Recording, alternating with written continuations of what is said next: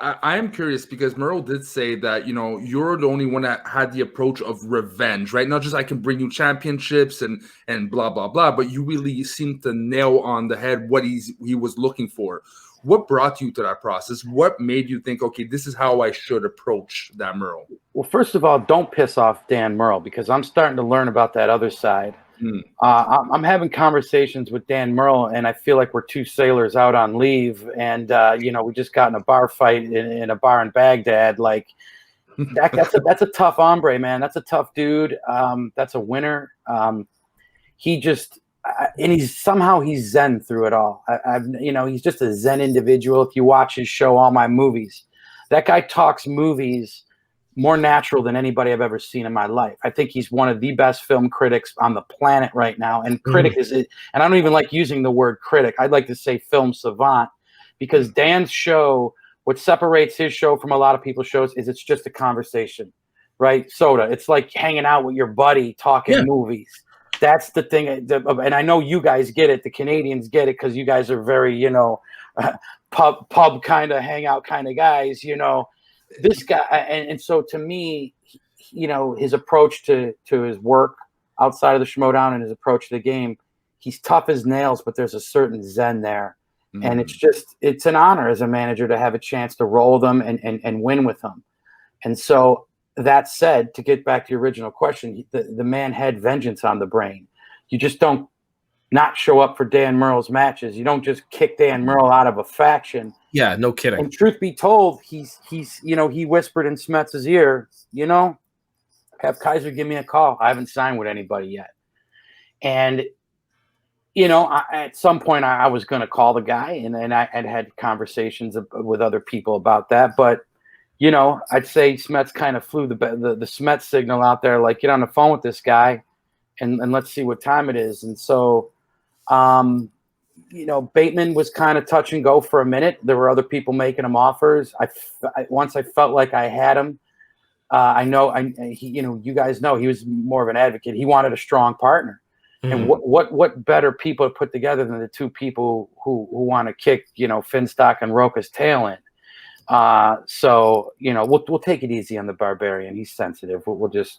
We won't throw him down the stairs. We'll roll him down the stairs. But you want to talk about putting two guys together with vengeance on the mind, ex-champions, and they got a vendetta. And I said, well, what better place for these guys to come, execute that plan than with me? Now, me and Ben Bateman, we're friends. You know what I mean? So I told him point blank in the beginning of this free agency, he's like, well, I'm thinking about this person, that person, and you. I'm like, go fucking play with those other people. I don't give a shit. I'll still talk to you tomorrow about, what's the best Metallica album. So, it's like, it was a very frank, and I think being able to talk to Bateman as a friend, in addition to being a manager, it kind of helps sway him. And I hope it's going to help, put him and Dan together. It's going to be interesting to see how these guys play together. I mean, look, everyone's name it's right now we're all just names on a piece of paper. And all we've got is this person scored this many points and this person's accuracy rate and this person was an ex-champion. That don't mean a damn thing when the questions start rolling and the clock is ticking. On your best day, you could be the best player in the league and get beat by someone who's a pretty good player and it just went their way. So I'm not out here to try and say, yeah, I'm some kind of super freaking mastermind. All I'm out here to say is I'm a manager who put two badasses together with my boy Robert Parker, and I think that gives me a damn good shot at a faction title. I promised everybody we're gonna have a hell of a run. We're gonna if we all play together, we will win a faction title. I didn't promise anybody friendships. I didn't promise anybody was gonna be going to picnics together. I said I will get your revenge, and hopefully we'll get that faction title along the way. If you don't think Parker's got a chip on his shoulder, he wants to murder everybody in the IG. So it's just the right cocktail, boys. Yeah. I'm a Ride the Lightning fan myself. Master I was Puppet. about to say kill them all. I love how all three of you said different ones. Isn't that just that embodies the beauty of Metallica? Yeah. And but no one will say Reload. No one. No one's gonna. I got a follow up for you on something you just said, Kaiser. I just want a clarification. When you say Bateman and Murrell working together, do you mean working together on the faction, or are you maybe saying that you plan on teaming them up in teams? I think I'm absolutely planning on teaming them up as teams. And a lot of that, look, Bateman was very vocal. I want an elite partner because I want a chance to win the belts. If I don't have a partner who I feel is elite and can hang with me, why am I even in this, teams division? I know what I'm going to go out and do in singles. He told me I'm going to wreck shop, but why would I even get into teams if I don't feel like I've got a chance?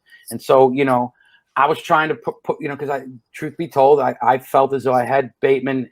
Look, when he was talking about all that Finstock shit, I was getting a little nervous. Like, is he really because I don't know what Roka's whispering in his ear, and the Barbarian I know calls him 6 times a day. And so maybe in the last minute he was going to pull a bait and switch, but I thought I'd had him. And I said, well, there's only 3-4 people you can put the guy with who are available. And because I knew you weren't going to get a guy like Oyama to leave Lon and come back to the dungeon, at least not this year. I think that's in the cards. Maybe 2023 on Paul's revenge tour, we can get him back in the dungeon. But I mean, it came down to this. Murrell reached out to Ben, and I'll just say this: they did some work over the phone, and they crunched some numbers, and they said, you know what, this might be the way to go. And I think they mutually, once both of them knew I was interested in signing them, they took the ball and kind of ran with it on their own. And what happened on that phone call, it was a 2-hour phone call. From what I hear, I wasn't on it, just seemed like magic in the making, that would make any manager happy going into the 2021 season. Now it's on me. It's on me to train them and get them ready. That's all I can do right now. So this is what I'm curious to know. So we're going into our second Schmodown draft. What is the biggest difference for you? I got a knock at the door. Oh, good. What's up? I wanted you to follow me on the clubhouse. Oh, the clubhouse. All right, we'll talk about clubhouse later. Hi, everybody. There's this new app called Baby Heel bringing you a fresh cup of coffee. I don't know if you know about this. There's this app called Clubhouse that a lot of people are on, and it's like almost like they're like TED Talks. They're like, but they're like conversations where like you could be in a room with like people who have mutual interest in you. Maybe it's the music industry, maybe it's pro wrestling, or maybe it's I don't know, book club of the month, whatever. But you find like high profile people. So like friends of mine, like DJ. Oh my God, why can't I just? A lot of my music industry friends got me on it. But either way, it's a really cool app where you can share ideas with people. It's like networking, but I'm not here to talk about that shit. What were you asking me? No, I was gonna say so we're going into our second Schmodown draft. What is the biggest difference for you going into this one as opposed to going into last year's?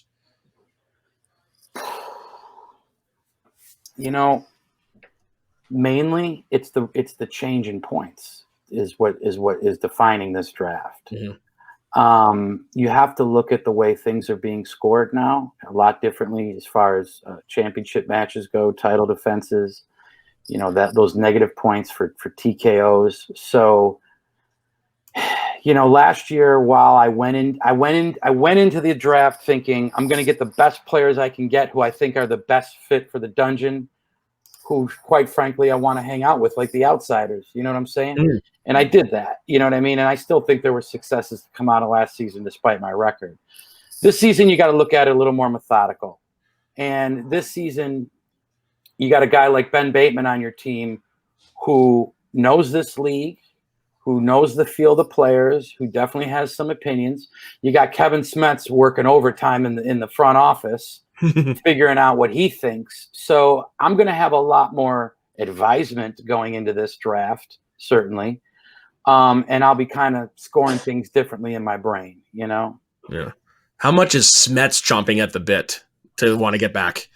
I'm telling you, for a guy who's going through cancer, I feel like he's playing in the 7th game of the World Series every day when he's talking Schmodown, when he's hustling behind the scenes, when he's making phone calls, when he's quizzing, Bateman and bragging about the 150 movies he watched because he wants to come into singles. So Smets is not only training in the dungeon and help seal deals. Smets is also watching movies to try and make a singles run when he comes back. So, you know, we talk damn near every day. If it's not a talk, it's a quick text. But he's a presence that will be felt in the dungeon in 2021, and hopefully he'll come back and maybe knock somebody out by the time, you know, Spectacular rolls around. Nice. Sorry about that. That's the scammer trying to scam me. What happened? I had a phone call and it was a scammer, so I'm like, nope. Well, it couldn't be any worse than my spiritual advisor Amanda knocking at the door and wanting to talk about this new hot app Clubhouse. Well, the one maybe it's your vehicle warranty has expired. That's probably what I usually get.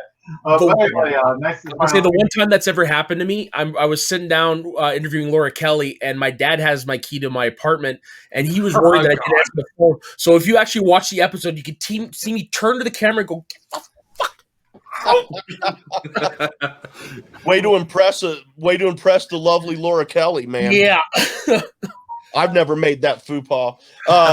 Real quick, just want to say this. Everybody watching and listening, thank you very much.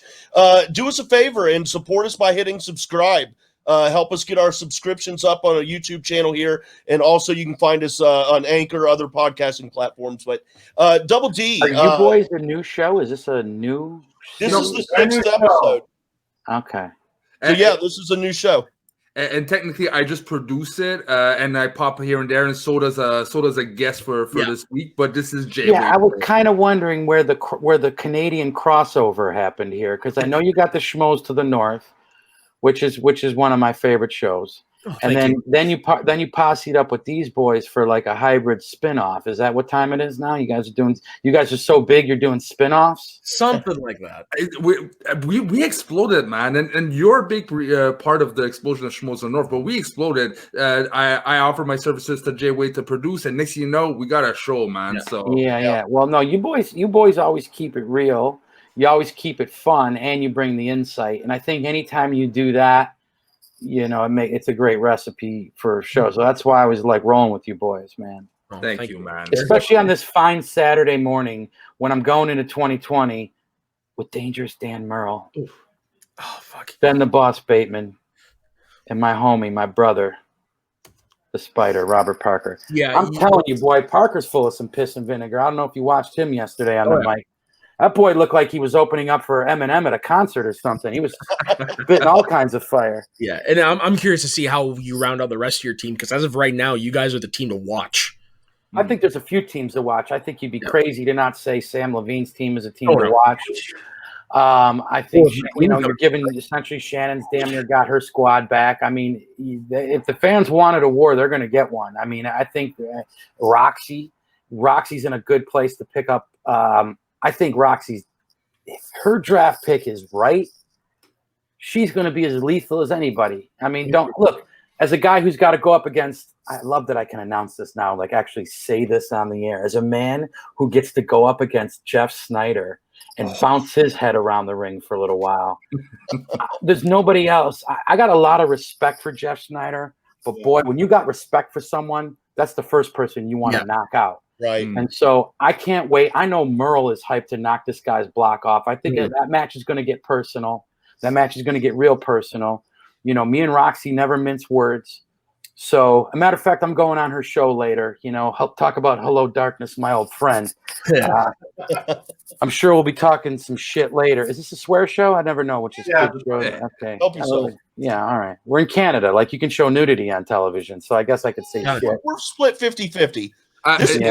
For this equivalent of nudity is me taking off my shirt. Do you think you're on Schmoes of the North network right now? Where are you based out of, Wade?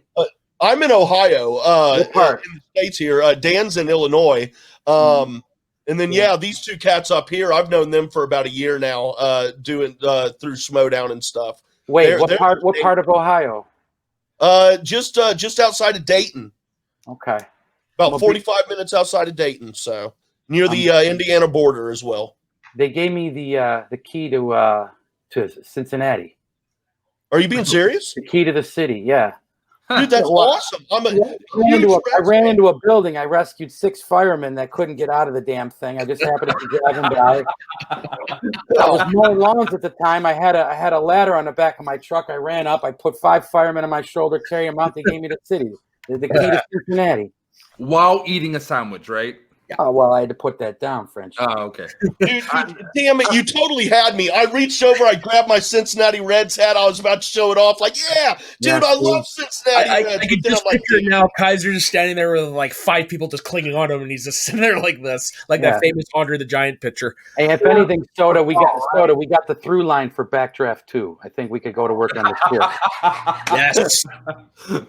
All right. I think Dan had a question. Yeah, so I have a good name for maybe you do put Dan Murrell and Bateman together. The Reapers. I think that would be a good. But The hey, Reapers. idea. My question is what made you want to be involved with the Schmodown to begin with? You know, that's I get asked this question a lot, and I'll try and be concise-ish. A lot of people know that Christian Harloff and I have known each other over 20 years. We went to the New York Film Academy together, which was a bullshit podunk film camp at UCLA's campus where we lived in the dorms, shot 16 millimeter reversal film. Same film they shot the Super Bowl 1 in, I think. Same film they stormed Normandy with, for sure. On Bolex cameras, same cameras they used in Normandy. No bullshit. We became friends. We lost track of each other after I acted in his final film, which was about the biggest scumbag on campus. Shocking, he cast me. It was like Harloff's final film was Animal House as seen through Christian Harloff's eyes, and I was basically his Belushi. Oh, that's awesome. But we lost track of each other. We ended up both moving to LA. My stand-up comedy teacher performed with Christian at the Comedy Store. I saw that they were friends on Facebook. Back when Facebook was kind of new and shit. I'm like, oh my God, you're friends with my buddy Harloff. We reached out, we started talking. We connected after like 10 years. I went and watched Schmodown season one match. I'm going to say season 5, 6, I don't know. Sat in the studio, went and had beers with the boys. Didn't see Harloff for another 2.5 years. Only because Kevin Smets, who was my best friend, entered the Schmodown and Harloff brought him in, did I become part of it. Because basically Smets, when he realized the Harloff Kaiser connection at the award show the year before Smets got in, he tells Harloff, Kaiser's going to be my manager. And I'm like, we ain't talk about this, but you know, sure, he may be. And Harloff says, oh, well, I'm sure he's going to be good on the mic, but what does he really know about Schmodown? And I said, Christian, it don't matter what I know about Schmodown. You put the mic in my hand, and that's all I got to do.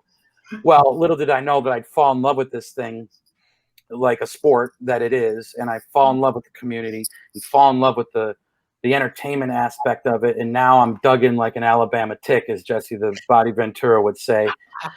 And now I mean, this is everything. It's life, right? We're all schmoaholics. So that's the long, short answer of that's a shirt right there, Schmoaholics. Yeah. If you're watching, book it. One day I walked into Smets' edit bay and he's watching the Schmodown, and I'm like, hey, I got some notes for you because we were working on a show together. And I'm like, oh, you're watching the Schmodown. So look, at minute 16, he's like, you know Schmodown?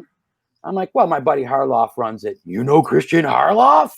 I'm like, yeah, motherfucker, you ain't Santa Claus. You're like a 4-year-old who's about to sit on his lap right now. Like, yeah, I know him. And then the rest is history. That's great.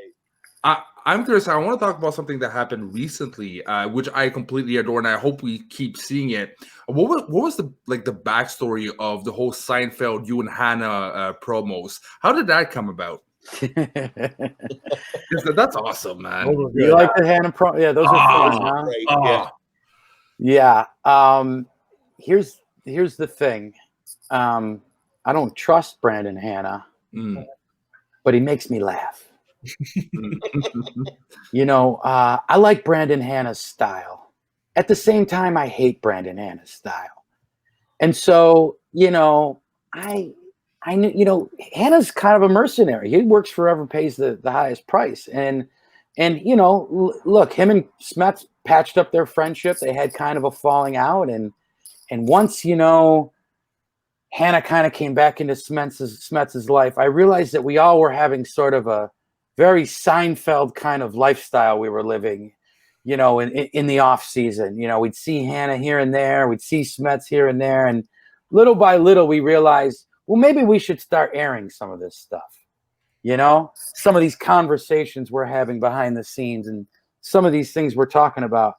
I told Harloff he needs to do Kaiser in Cars Getting Coffee, where I drive around everybody in the Schmodown. Yes. I said, I think that's, you know, because I started doing my own version of Kaiser in a car talking like an idiot drinking coffee. I think that was the name of my show, my Facebook show. Right? But I pitched Harloff. I said, maybe I could do the Jerry Seinfeld thing and drive around once it's safe, of course, and everyone's comfortable. And I could interview everyone. And I'm like, could you imagine Kaiser in a car drinking coffee with Kalinowski? Like that, I mean, that 10 minutes alone would be gold. Like that should be like the pilot episode, you know? I might kick him out of the car before the show's over. You know what I want to see? I want to see Kaiser and Knapsack. Oh my God.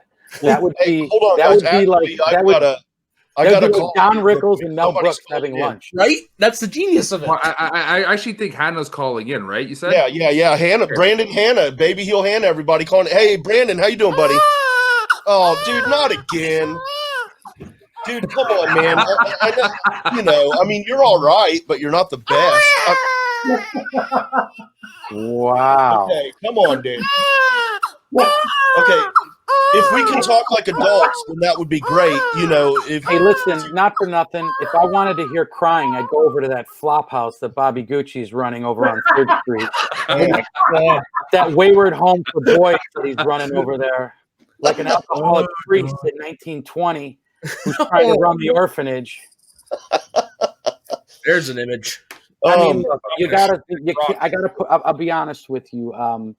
I think that Hannah, Kaiser, Smetz, and Frankie Numbers is the Schmodown Seinfeld team. I think if you put those four together, we would have the Schmodown's version of Seinfeld. So does that it's the right mix of like pundit, legend, big mouth, and I guess what's Hannah, like a pickpocket? You put those people together and you just have gold. So who's the Elaine of the group? Who's the Elaine of the group? Is it Numbers? We're gonna need an Elaine.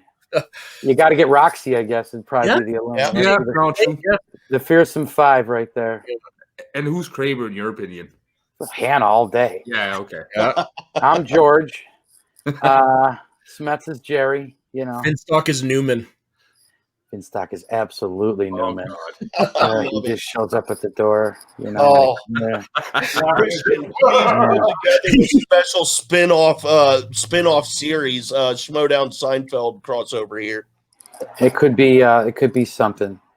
I think we need to lobby for Harloff for Kaiser in a car drinking coffee with competitors. Hey, let's flip this out. In a car drinking coffee with competitors. That's something, yeah. It's the working title, Soda. I got a question here for you. Now, I'm not clear if this has been official, and if it is official, when it'll actually we'll get the solid details. But are we officially going to have assistant managers for each manager? And if so, when are we going to find out who those assistant managers are? Is that something you can let us in on? I mean, I can let you know that there's talks about assistant managers and how that would work. Mm-hmm.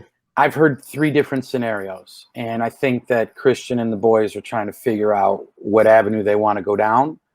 You know, Smetz is obviously, call him what you want, general manager, assistant manager, smash manager. You know, he's going to be riding with us all year long, whipping everybody into shape, playing mock matches with Parker and whatever IG competitors end up doing. He's Rocky and Creed. Yeah. We can't do anything in the dungeon. I mean, look, Smetz and I built a dungeon together. Let's call it what it is. Like, I didn't do it on my own. I did it with Smetz.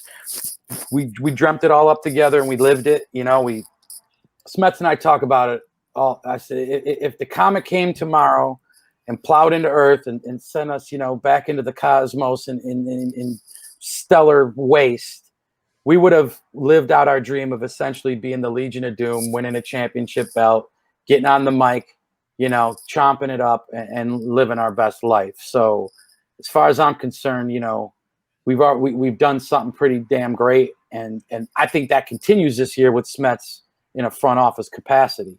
Mm. Yep. And But as far as assistant managers go, I can tell you who I would love to have if I had it my way. If I could sign an assistant manager tomorrow, and it was like, because I don't know if it's going to necessarily be one per team or how it's going to work. But if I was able to sign an assistant manager, the first person I would call is Jay Washington. Oh, The first person I call is Jay Washington. Number one, who better if you need a guy to manage you in an IG match than Jay Washington? Mm. Who better on the mic than Jay Washington? Mm. So that would be my pick if I could get him. That's Right, awesome. that's a good pick. And to transition to hard questions, maybe a fast answer.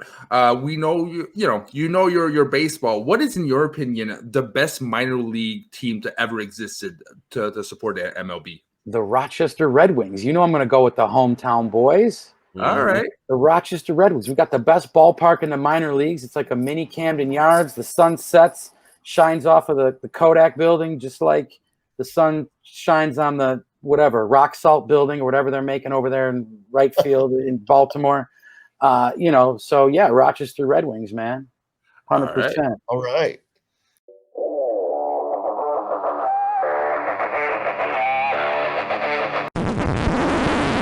You want to hear something funny? The mic wasn't on that whole time. No way. Yeah, for real. Oh, wow. So smooth.